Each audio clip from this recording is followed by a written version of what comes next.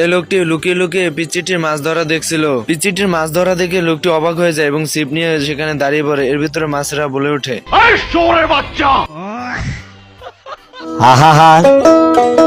এরপর এই লোকটিকে নদীর মাঝখানে মাছ ধরতে দেখে এই লোকটিও নেমে পড়ে, কিন্তু সে তলিয়ে যায়।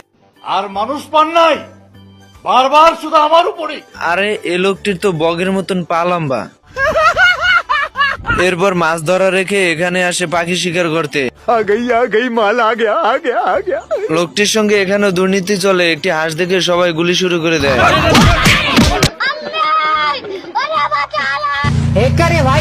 আমার চ্যাটার মাল।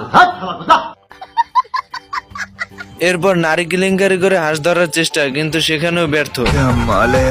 ইচ্ছা করতেছে জাপ দিয়ে কুয়ার মধ্যে পড়ি। এরপর চলে আসে ডিজিটাল পদ্ধতিতে হাঁস ধরা, কিন্তু সেখানেও ব্যর্থ। গায়ে শেষমেশ হাতি মার্কা বন্দুক দিয়েও মারতে পারছে না।